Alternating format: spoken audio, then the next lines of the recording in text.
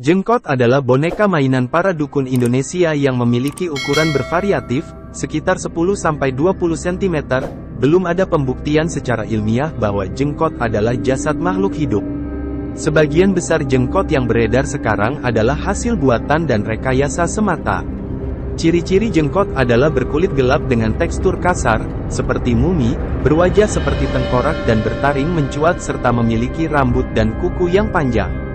Jengkot ditemukan di beberapa wilayah di Nusantara, misalnya Jawa, Kalimantan, dan Bali.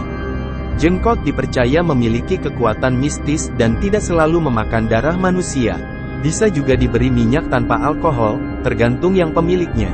Jengkot sebenarnya adalah siluman yang mewujudkan dengan benda membentuk sesuatu yang menyeramkan bagi kalangan tertentu. Masyarakat Indonesia meyakini jengkot sebagai makhluk yang memiliki kekuatan mistik dan tidak selalu dapat mengundang bencana. Tetapi juga bisa dipergunakan untuk hal yang positif. Makhluk apakah jengkot itu? Yuk kita bahas tentang jengkot yang sangat horor ini ya sobat. Jengkot bentuknya menyerupai humanoid kecil dan hingga hari ini masih belum jelas apakah jengkot itu benar-benar makhluk gaib atau hanya sebuah tipuan. Di Indonesia sendiri, jengkot telah menjadi sosok misterius yang populer. Yang jelas, banyak orang Indonesia percaya bahwa jengkot memang memiliki kekuatan mistis. Jengkot pernah muncul secara misterius di Indonesia, khususnya di Pulau Jawa, pada tahun 1997. Makhluk itu diduga dapat ditemukan di berbagai tempat, misalnya di bawah tanah, di batang pohon, atau bahkan di atap rumah. Jengkot berpenampilan mirip manusia dengan ukuran mungil dan badannya dilengkapi dengan taring tajam, kuku panjang, serta rambut panjang. Makhluk ini kadang-kadang dianggap sebagai jenis vampir karena makanannya adalah darah, hewan atau manusia. Pemilik jengkot harus memberinya setetes darah setiap hari. Jika pemilik tidak menyediakannya, maka dikatakan bahwa orang-orang di sekitarnya dikatakan akan terkena musibah. Darah tidak seharusnya dimasukkan langsung ke jengkot tetapi diletakkan di dekatnya saja. Beberapa menuduh bahwa makhluk itu menjadi hidup untuk minum darah ketika tidak ada orang di sekitar. Sementara yang lain mengklaim bahwa jengkot dapat memperoleh nutrisi dari darah tanpa harus bersentuhan dengannya. Asal-usul jengkot, beberapa percaya bahwa jengkot dulunya adalah manusia. Tradisi menyatakan bahwa makhluk itu adalah seorang petapa atau pertapa yang mempraktikkan sihir terlarang dalam upaya untuk memperoleh kehidupan abadi. Ketika orang tersebut meninggal, tubuhnya ditolak oleh bumi, sehingga tidak terurai, dan kemudian menyusut menjadi jengkot. Jengkot diduga ditemukan oleh dukun asli setelah pertunjukan beberapa ritual magis, meskipun makhluk itu juga dapat muncul dengan sendirinya. Yang lain berpendapat bahwa jengkot adalah makhluk gaib yang dapat ditangkap dan dijinakkan oleh mereka yang memiliki pengetahuan tertentu. Ada juga yang menyatakan bahwa jengkot adalah spesies hewan langka yang tidak diketahui sains. Namun yang lain mengklaim bahwa jengkot tidak lebih dari benda buatan manusia. Di Indonesia sendiri, jengkot telah menjadi sosok misterius yang populer. Yang jelas, banyak orang Indonesia percaya bahwa jengkot memang memiliki kekuatan mistis. Menurut seorang praktisi, jengkot dapat dibuat dari bahan biasa.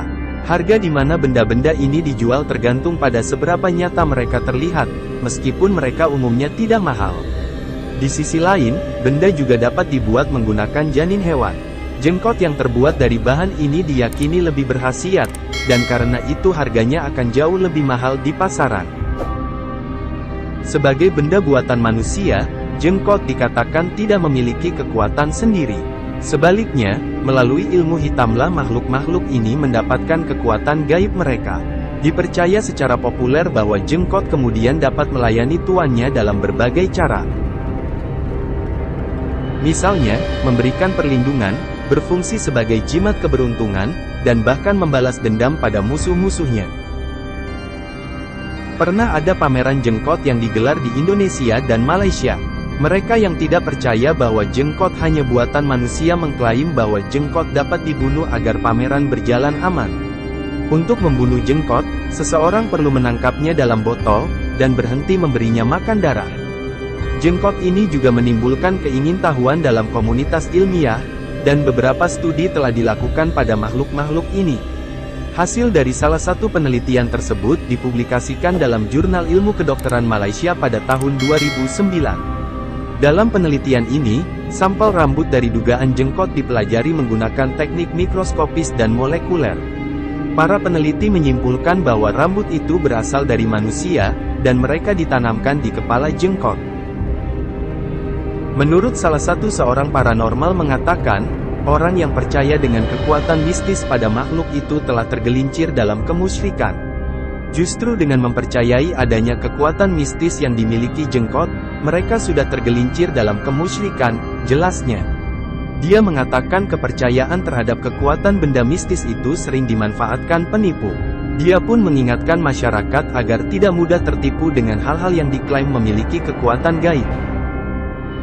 Demikianlah informasi mengenai makhluk mitologi yang banyak dibicarakan oleh orang-orang khususnya di Indonesia.